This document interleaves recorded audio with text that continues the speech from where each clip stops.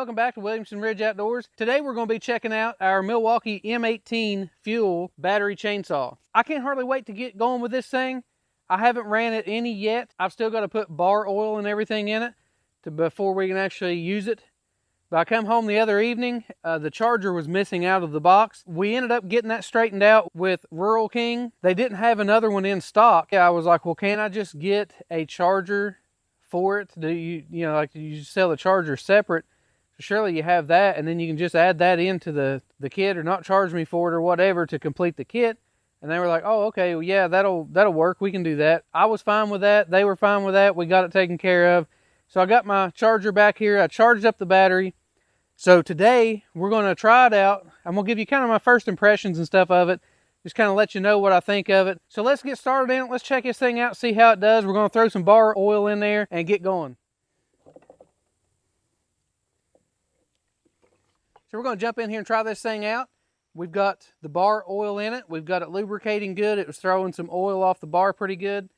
So we've got some logs here that are about 14 inches. And we're going to jump in here and just saw a couple of these into firewood lengths.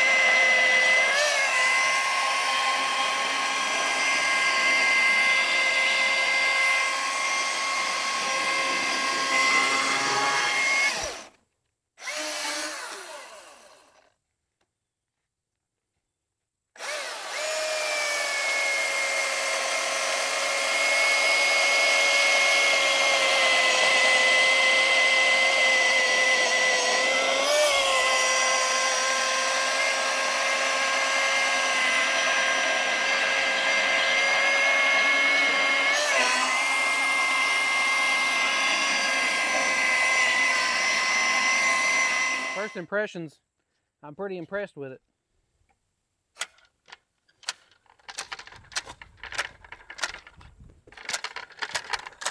So if you've ever wondered what I use to mark my firewood, I actually use one of these MINGO markers. And I've actually had this for a few years now, and I don't know why I've never said it on my channel, but I got one of these. I actually have the wheel on it to mark 18 inches. I actually like my firewood a little bit longer than seems like typical 16, but when you get one of these, typically they come with a 16-inch wheel on them, and I ordered an extra wheel to get the 18-inch.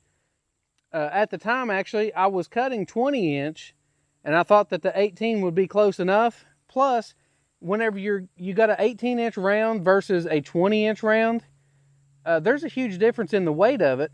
And at the time, I was using a different wood splitter, and I was having to lift them things up there by hand, and it was wearing me out. So I thought, you know what, the 18-inch would probably be better anyways.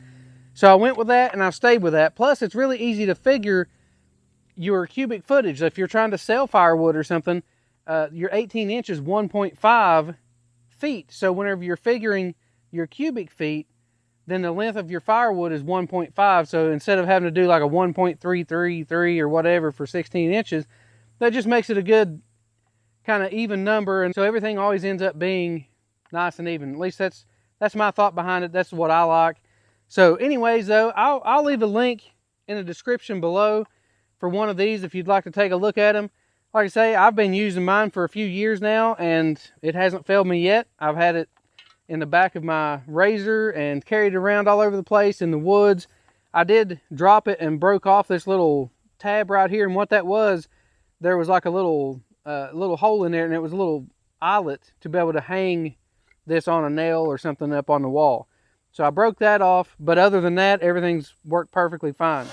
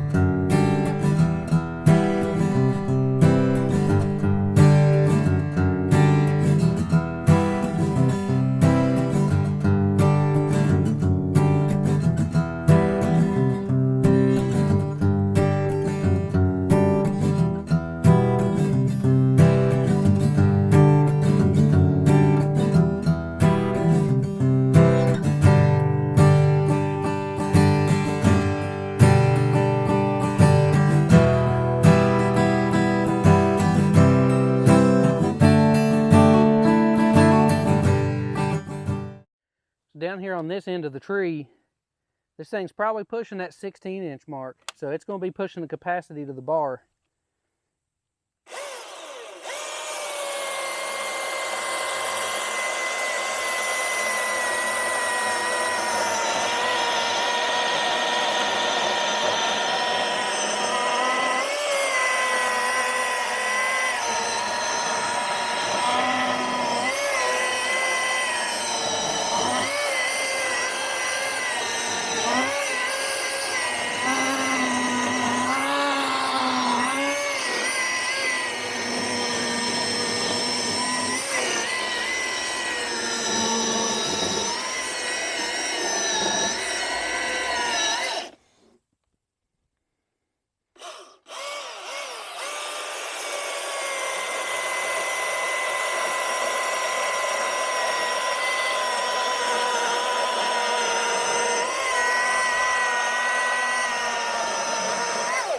The chip deflector down here is plugged up, so I'm going to take the battery out. See if we can't pull that out of there.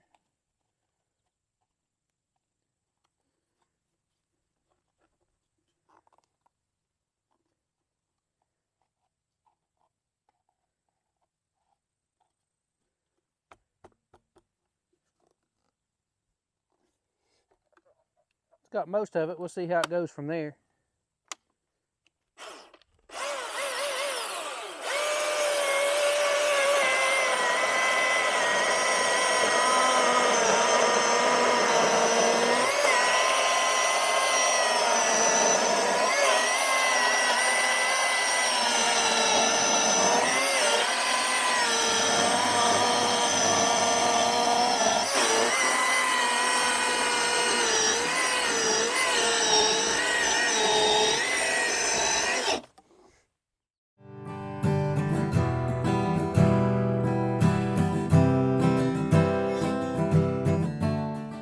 This time through, I'm really going to push this thing hard, and I'm going to see if I can stall it out.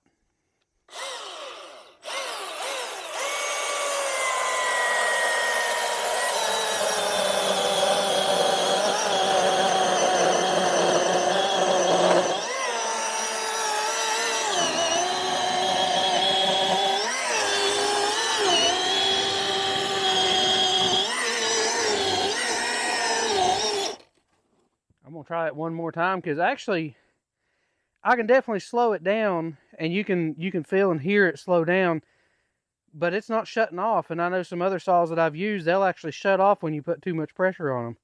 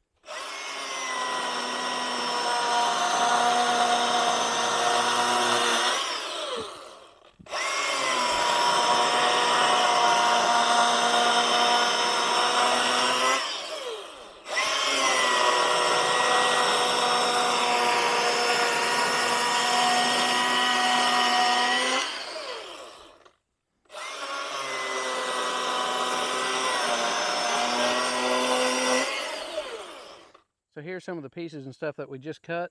These were all pretty much right at 14 inches. There's 7 pieces right here that we cut.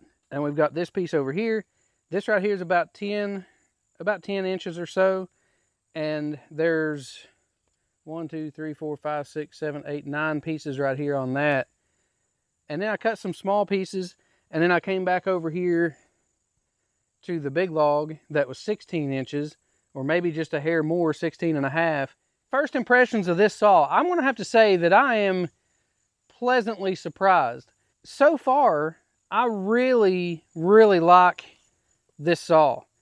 This thing, I still don't think that it would be, you know, like your everyday firewood saw, but when you need to use it to cut some bigger stuff and rely on it to get the job done, I think it's going to do it.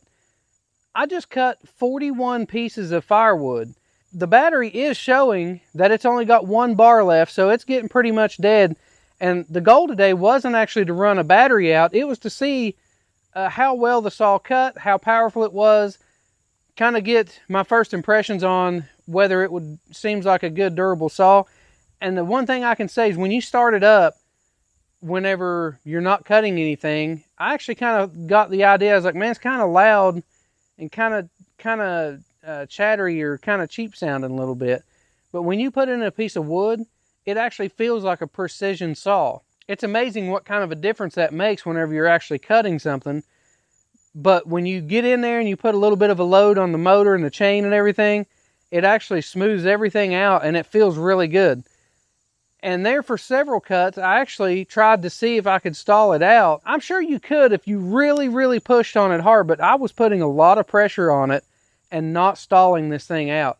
And I know that that was creating excessive heat on the motor and the battery and everything, and the saw didn't give up. I mean, it just kept on going and kept digging and kept... I'm shocked. I'm really impressed with it. With that being said, we're going to do a few comparison videos. I do have the Atlas series of chainsaws. I've got the 40 volt and the 80 volt that I'm going to put this up against because they're right in that same category. The only difference is the price point. So is it worth... This saw was $450 for the whole kit, saw, battery, and charger. I believe the Atlas series, you can get into those for around $220 or something if you have to buy charger and battery. But then if you want to buy the next saw, then you can buy just the tool only and get in there a little bit cheaper. But one way or the other, we're going to kind of compare it at buying the entire kit so that it's an apples to apples comparison. If you buy the 80 volt battery and the charger, how much that costs compared to this, and also whether it's worth the difference that you're going to have, because they are quite a bit less expensive. But I can tell you right now, just first impressions, this saw is going to be hard to beat. This thing is almost unstoppable, but I'm super impressed with it so far. So guys, stick around for the comparison videos, and also we're going to put this up against some gas chainsaws too. We've got some gas chainsaws that are in the 40cc range, which is about what that they're comparing this to. So we're going to put them head to head and see how they do against each other. So if you like videos like this, make sure to click that thumbs up button, subscribe to the channel, share it with everybody you know, and thanks for watching.